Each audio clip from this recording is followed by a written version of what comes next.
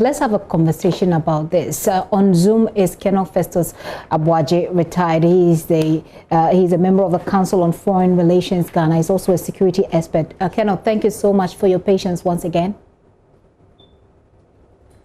I think you're muted. If you can unmute for us, then we can hear you. But whilst Colonel unmutes, I also have here in the studio Adib Saani. He's a security analyst, executive director of Jatike Center. Adib, you're welcome. Thank you. Okay. So, Colonel, are you unmuted now?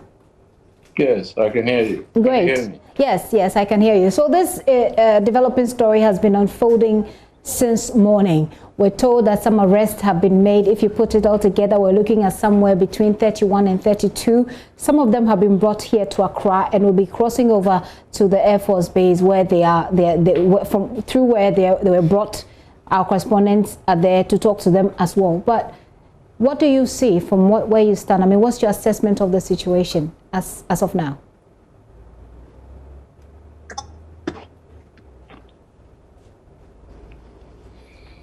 Well, the internet was misbehaving. It looks better now. If you're asking me what I make of this, yeah. Can you hear me? Yes, I do. Please go ahead. Yeah. The omens are not good. And we all need to continue to be worried about this secessionist problem. We can trace today's event all the way to, if you like, 2017, when it started evolving. And it has, in a way, intensified through a number of different activities. Hoisting of flags, placement of signages, declaring certain places as being within the bounds of Western Togoland. One of the critical ones being the establishment of a training base. Then you have the radio station that used to be at Sogakope, which was closed down twice, I believe. So all of these things are signs that I believe should concern all of us. Now, for some strange reason, we know more about this group than what the government is telling us as to what it knows about this group, and indeed what it is doing precisely to resolve the issue. And that kind of disconnect, is not good for whatever campaign strategy that the government wants to evolve. The government has not spoken to Ghanaians. And anytime we hear about an incident like today's incident, it is what we're reading in the media, multimedia, TV3, other radio stations. What is the government doing about this situation? Then, of course, the people who have been brought here, if they are released tomorrow or day after, whatever it is, we will get to know. Not because the government has spoken to us, but because the media has published that story. What exactly is going on? And how is the government dealing with the situation? These are two questions that the government needs to address. Okay. First of all, to seize the initiative in terms of the information campaign, and then to get the support of all Ghanaians, behind its cause, which we can discuss, Further. Very well. Very well. Colonel, thank you very much for that. Adib, let me come to you. You have already issued an article. You've sent it through an article, published an article that is saying, or that is demanding a resignation of the National Security Minister. Colonel here has raised the same concern about how government doesn't seem to be talking to the people. Since morning, I'm sure there has been some kind of response or reaction to the article you posted today. Well, I've received a number of calls from highly placed sources who sought to find out why do I even have to call for the resignation of the National Security Minister. But my issues are very consistent with those issues that has been raised by my senior colleague, Colonel Festus. This issue has been simmering for some time now. We have failed to address it the way it should be. And I'm particularly gobsmacked by the fact that we seem not to be learning lessons from other jurisdictions. Boko Haram didn't start as an arms insurrection. Unfortunately, the Nigerian authorities didn't handle it well. And today, Boko Haram is not posing an existential threat to only Nigeria, but the whole West African subcontinent. Talk about the English speakers in Cameroon wanting their Republic of Ambazonia. It started all like a joke.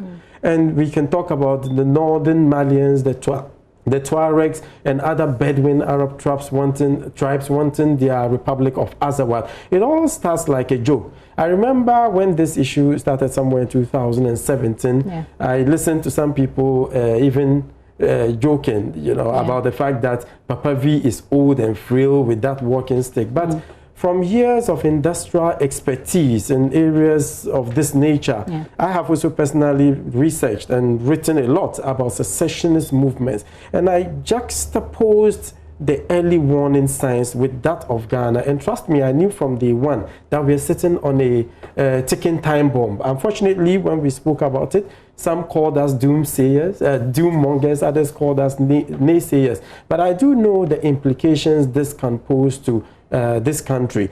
And it is quite obvious the group has become more audacious, they've become more brazen. In the past, they have made strong political statements, like Colonel rightly mentioned, the hoisting of flags, the mountain of signages, and still we seem not to get it right. Okay, but today, see, they are taking over towns, and the next minute, I pray it doesn't get to that stage, but it is with a heavy heart for me to say that the next target might be our critical infrastructure, and it's particularly dire because you see, Accra to Japan is about 100 kilometers. And when you look at the whole stretch all the way through Atimpoku, there's no military detachment there. Okay, and we have, most interestingly, a lot of critical infrastructure. So you can imagine, now that they're going after police stations, the next minute they go after the dams, they go after the bridges. That would pose a much more serious issue to us than we can comprehend. It's interesting that you make that statement, because I want to bring Colonel in, and I want us to look at, I'm not sure it is a strategy. Oh, it looks like we've lost him. I'm not sure it is a strategy, what happened today. But if you look at what the places that we're reporting from, my colleague Fred Smith was reporting from the hydroelectric dam area in Akuse. They went to, some of them were also arrested in Japan, and they were talking about the Volta region. And in the Volta region, what I'm learning is that the area where this started is quite close to a military military, so I wouldn't want to say military base, more like a military post as well. So I wanted us to speak to, since Kiano has been more in the military, wanted to get his thoughts on that one. But I'll come back to you, Adib. Let's go to Kwesi Parker Wilson, who is joining me from the Air Force Base, where those who were arrested were brought through that area, airlifted, of course. Parker, what can you report?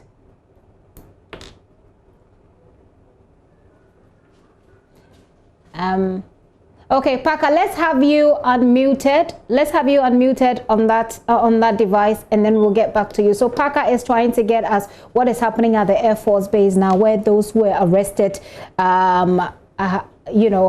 exactly. So those are some of the visuals that Kwesi Parker Wilson is bringing us from the Air Force Base. These are some of the people. We're looking at about 30 of them who have been arrested. They were airlifted from where they were arrested to this particular place, and Parker is standing by to give us more information. What more can we learn about these people and what is happening there? But Adib, let me take your thoughts on what you're seeing right now. You see, that is the firefight approach we've used over the years, and it's not helping. We should go beyond the arrest. When you say firefighting approach? We wait until things spiral out of control. Then you see us running helter-skelter, looking for solutions, so-called confidence-building patrols and all that. But there are underlying issues that we are failing to address. As a matter of fact, you see, you cannot arrest everybody there. Let us target the leaders. Let us target the inflows. Let us collaborate in a much more progressive manner with the Togolese authorities. Because mind you, these guys have a geographical advantage. Okay, they have a thick forest cover, and they can easily, run into the neighboring country. And under international law, we wouldn't be obliged to follow them there. But when there's collaboration, that can help to a large extent. Okay, so I wanted us to talk about, you mentioned another thing which sounds to me like strategy of a group that really wants to sort of take over and they have their strategy. Well, you talk about where they hide or where they are placed in the thick forest. Let's look at what happened today. Do you see any strategy at play here in terms of where they are based? First of all, in a thick forest today, we're looking at the hydroelectric dam area in Akuse, and then we're looking at what happened in Japan. Of course, there's that bridge that you mentioned as well, and then the Volta region where we're saying that it is close to a military post, the brazenness, of course. Do you see any strategy at play? Yes, here? There's a strategy right from day one. And trust me, despite the fact that the security agencies are now in control of the situation, it is safe to say that the Togolanders have succeeded on this occasion because they've succeeded in disrupting public life.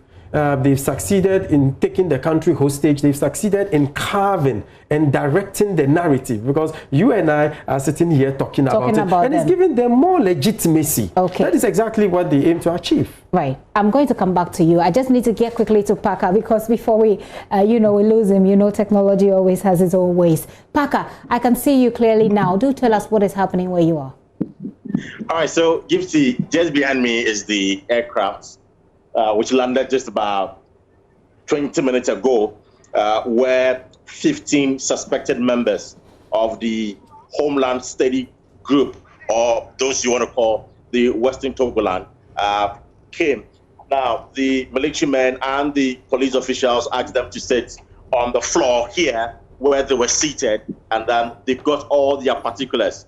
They were asked of their names, they searched their bags, and Gifty, interestingly, some of the people had the new voters ID card with them. And the question the media was asking is, these individuals are asking for some independence for the voter region, and yet the new registration, they went to register for the new voters ID card. So right from here, they moved them to the military and police track where they got them on board, and now we are told that they are being taken to the BNI head office. That is where they are going to interrogate them. Now, Gifty, these individuals are 31. 31. Okay. I only counted one female, and the rest are 30 men. And so 30 men, one female. We are told by the official here that all of them were arrested at Japan. Only one person was picked up at Akuse. So these are the information we picked up on the ground at the Air Force Base. And the officials here tell me that they cannot speak on record because they haven't been authorized to speak on the matter. But of course, when we go to the BNI headquarters, they can give us the access to have the interview with the officials in charge of this operation. So if you're asking what is happening here, unfortunately, the people have moved to the BNI office. That's why you can't see them. But this is the aircraft, the helicopter that brought them in just about 20-25 minutes ago. Okay, Parker, I'll leave you to it whilst you look for more information for us from the BNI as you head towards them. And hopefully, perhaps we'll be able to talk to some of these people as well. Also, Parker, thank you. Kwesi Parker Wilson, they're coming to us live from the Air Force base, where those arrested, 31 of them, Parker says, have been brought in. It's interesting, the people involved here, he says 31 of them, only one is female. The last time they were arrested, those who were said to be training in the forest were arrested. There was also one female. Now, those people we heard were let go, and we'll be getting some background on that from our court correspondent, what happened with their case so far. But do let me, when we have the Colonel joining us, you were talking about the strategy. You say that it is clear and obvious that there is a kind of strategy at play here. They've succeeded, you say, in disrupting public life, creating that unnecessary traffic in that area. Also, you say they have directed the narrative, which is the point that Akene also makes. Exactly. And interestingly, one of the means they are using is propaganda. They are appealing to the conscience of the people in that area. How do you think they are doing that?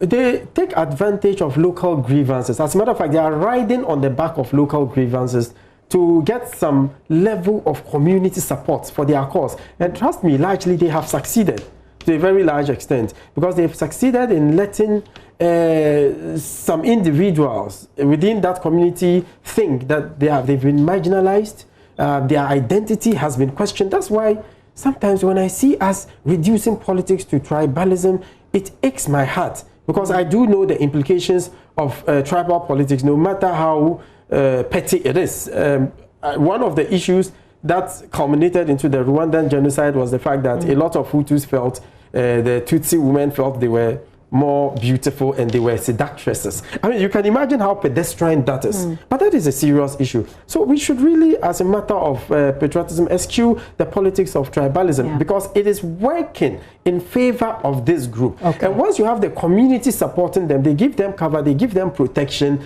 and it will be extremely difficult to nip it in the bud. Okay, talking about community support. Now, this group has been operating for some time now. We'll give you a little bit of a background to this group and how they've been operating. They were arrested at some point, but like Adib here is saying, their leader, who is very old, I think in his 80s, they were released. The last time we had a conversation on this, we couldn't really find out his whereabouts. We didn't know his whereabouts. But court correspondent Joseph Akable is joining me via Zoom. Joseph will refresh our memory on their case so far. Joseph, tell us. Hello, Gifty. Yeah. So let's go through the background. You know, give us an idea how the case involving this particular group has traveled over the period. And so we are limiting ourselves to just from March of 2017. And since March 2017, there have been series of arrests. The trend has been the same. They are arrested mostly in the Volta region where they operate. They are then taken to Accra or put before the courts there. Afterwards, they are either granted bail or the state drops the case against them. And so that has been a trend. And so first, in March 2017, 3 members of the group led by Charles Komi Kujoji, who was at the age of 78 in 2017, who is the founder of the group, and there was also 57-year-old Martin Esiama Agbenu and Divine Odonko, who is also 65 years old. These 3 individuals were arrested in March 2017. They were charged with treason. In July of 2017, the state dropped the charges against them, but the judge warned that it should be of good behavior when he was discharging them, as the state had requested that they are no longer interested in prosecuting this particular matter. Then in May of 2019, 9 members were arrested. Once again, they were charged with treason in the Volta region and subsequently brought to Accra. In fact, they were taken to a circuit court in the Volta region. The court declined jurisdiction. The state now transferred them to Accra, where they were put before the High Court. And for a serious offense of treason, 3 judges of the High Court were assembled to sit on this particular matter. In July of 2019, so after they were arrested in May 2019, and 9 of them were brought to Accra, and in July of 2019, the state once again dropped their charge against them. The interesting thing about this is, even before the state dropped their charge against them, the judge had warned that he was unhappy about how the state was handling the case, because since May, when they were brought to the court, the state had been asking for adjournment, and so he had warned that at the next date, if they are not ready to proceed to the case, they need to take a decision and let these individuals go. And the point that the prosecutor had made was that they are still gathering the evidence and they are putting their house together and they will at the right time make all the evidence available and enable the case to progress. Then in July, when the case returned to court, this time around the state says it doesn't intend to continue with the case again. So they discharged these 9 individuals. Now in November 2019, the police mounted a manhunt for Papavi, the leader of the group, Charles Komi Kujoji. This was after he had released a video recording in which he declared the area independent. And so the police were on a manhunt for him. He has not been arrested to date. And so still in November, the Homeland Group, another group, emerges again to declare independence few meters from the police regional training school in the Volta region. And so that was also an issue of worry. Then in February 2020, if you recall, the 21 individuals who were arrested while training in the forest in K2 that you made reference to. These are 21 persons who were arrested in February 2020. Then in March 2020, the state once again, after transferring them to Accra and putting them before the circuit court, the state drops the charges against them once again. Then in September 2020, signposts begin to emerge in parts of the country, in the eastern region and also in the Volta region. This is a signpost welcoming people into the Western Togo land area. The police pulled down the signpost and they again mounted a manhunt for the individuals who mounted these signages. And so they've not been able to arrest anyone yet. with regards to that. So that is how the matter has traveled from March 2017 till September 2020. So the record is that there has not been a single prosecution that has been followed through. There hasn't been a single conviction. All we've had is arrest and leveling charges and discontinuing the cases against these individuals. Joseph, thank you very much. Comprehensively put together once again. Joseph Aboagye is our court correspondent. So he takes you through what has happened and he identifies for you the trends. He says there hasn't been any prosecution. The cases are consistently dropped when they are arrested and they are let go. And then the signs you say were clear to us. But what do you make of that trend? They are arrested. What did you say is somehow also a strategy to be able to let these people get out there so you can follow them, you can trace them and get the necessary information that could help you follow their plans? I strongly doubt, because our intelligence gathering so far as this Western Togoland issue is concerned has been extremely abysmal. Why do you say so? We've reduced it all to arrest. Arrest is just like 10% of the solution to what is going on. As a matter of fact, there's no longer even a solution. We can only manage it. But you see, in conflict analysis and mediation, we use a number of theories. We have the pillar theory, we have the pin theory, that is the position, interest, need theory, that you use to make sense of a situation, appreciate it, and deal with it from the root causes. It's just like a farmer getting rid of weeds on his farm. Does he just trim the top? No, you uproot it. But on this occasion, we've only succeeded in trimming the top. And the next minute, we'll be back to talking about this issue again. There are legitimate fundamental issues we are actually failing to look at, so far as this is concerned. Gifty, there are national security operatives in every single metropolitan, municipal, and district assembly area in Ghana. But largely, they lack the skills set.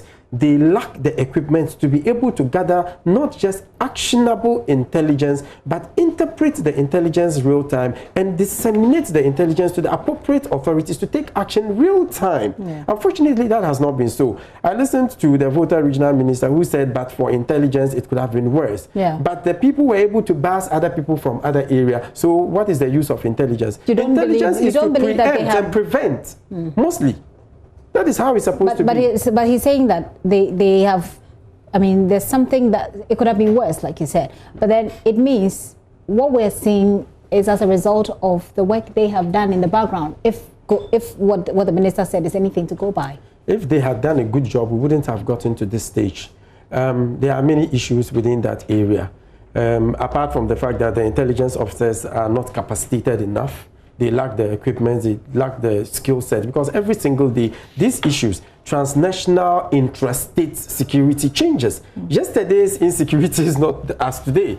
Okay, these people are getting the support of the communities. What do? Let us also invest in human security.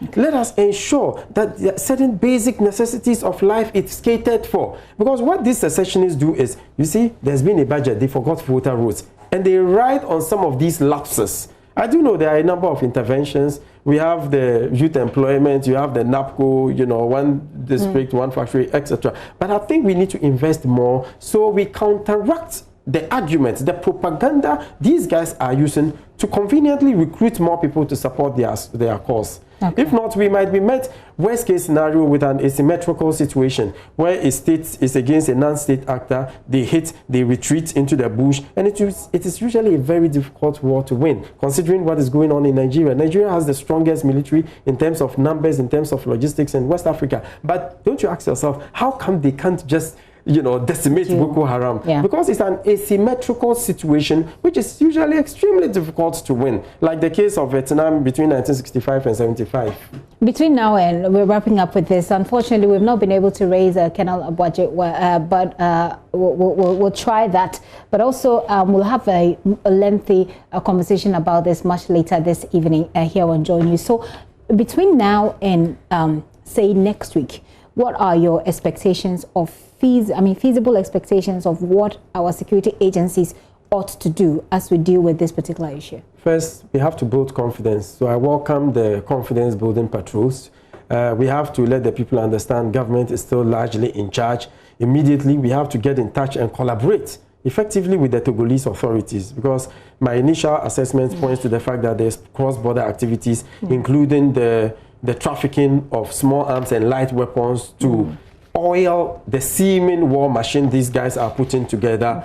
Okay. We should also really look at intelligence gathering in the area, train our intelligence officers so we are able to gather actionable intelligence which is disseminated to appropriate authorities in real time. And most importantly, Gifty, let us invest in human security. Since the removal of General Nunu Mensah retired as the boss of the the Human Security Directorate at the National Security Secretariat. Trust me, it's been almost defunct. We think security is all about the militarized posture, but it is important to give hybridity some level of leverage. Let us go beyond just militarizing and concentrate on human security so you don't have these people filling in the vacuum and getting the communities to be part of that, process. So dealing with the softer side of all of these, winning the hearts and the minds of the people as against,